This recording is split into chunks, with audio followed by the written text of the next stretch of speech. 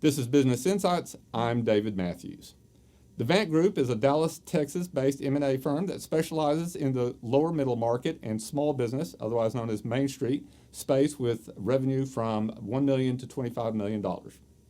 Joining us now for insights on this market is Dirk Armbrust, the Managing Director and M&A Specialist at the Vant Group. Dirk, thank you for being with us today and sharing some insights on this market. It's my pleasure. Thank you. Dirk, what are some of the differences in how M&A transactions are done in the middle market versus the small and medium business space? Sure. In the small and medium business space, you'll find that it's kind of the domain of business brokers versus investment banks and M&A advisory firms. A couple key differences: the business brokers, when they have a listing that they bring to market, the valuation will be based on a lower multiple than maybe some of our middle market peers are used to. And also when it comes to the actual sale process. Normally in a private equity space or in the middle market space, there's the information package is provided, the confidential information memorandum, things of that nature. There'll be an indication of interest, then there'll be management meetings, and then there'll be the LOI.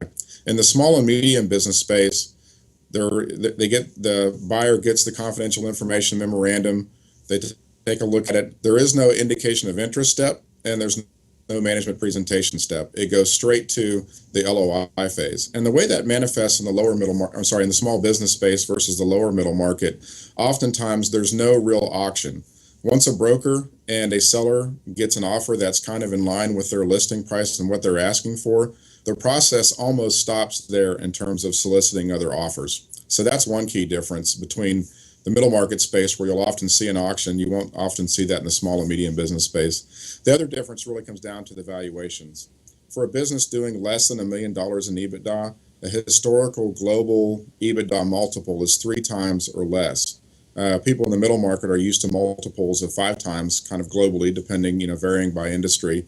And those multiples have seemed to have crept higher lately. So there's a pretty substantial difference in EBITDA multiples. So, what are the key opportunities for traditional middle market players like investment banks and private equity firms considering activity in the small and medium business space? Sure. Probably a key opportunity is there is a ton of activity going on kind of down here in this space.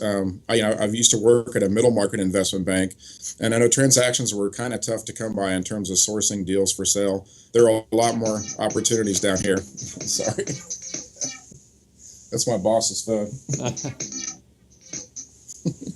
Do we need to start over? Deal. No, come on, it's fine. We all have cell phones. It's all right. Okay. So in terms of opportunities here in the small and medium business space compared to the middle market.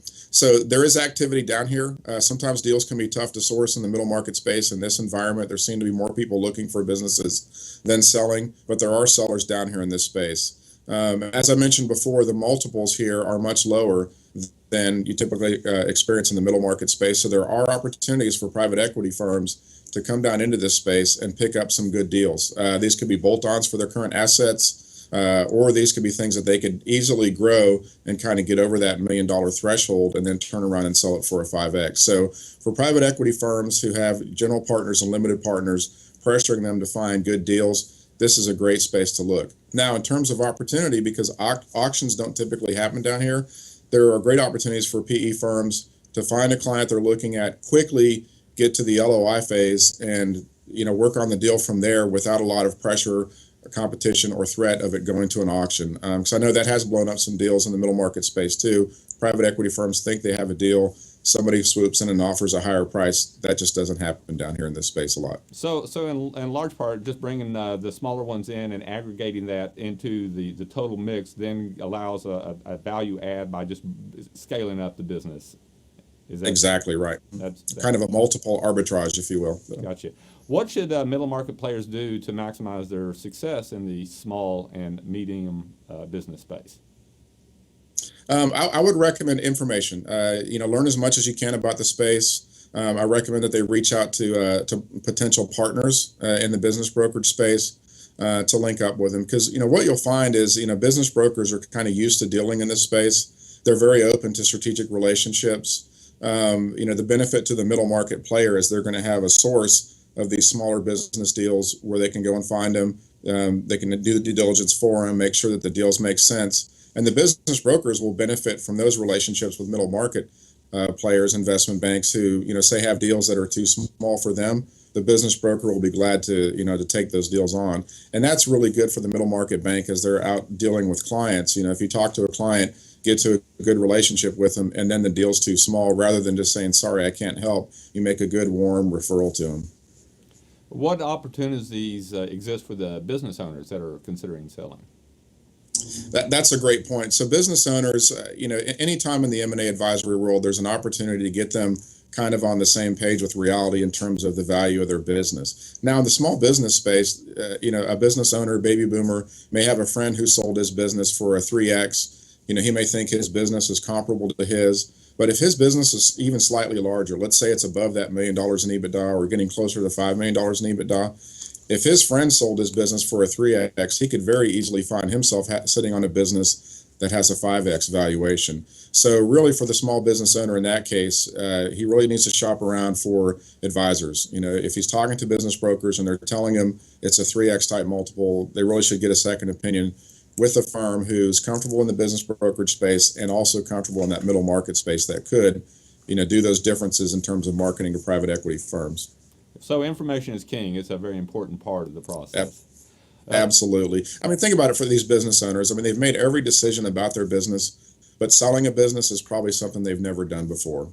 Exactly. It's a very difficult and emotional process for most small business owners, and it takes a good professional to help get through all of the different questions and issues. Dirk Armbrust. Yeah, and here's another thing I've told these guys is they've every decision they've made before, they kind of get a do-over. If they make a mistake, they can make a bad hire, they can hire somebody else later. Once you sell your business, there's no mulligans. Gotcha. Dirk Armbrust, thank you so much for being with us and sharing these insights about this particular area of business interest. We appreciate your time. You bet. My pleasure. Thank you. This is Business Insights. I'm David Matthews. Thanks for watching.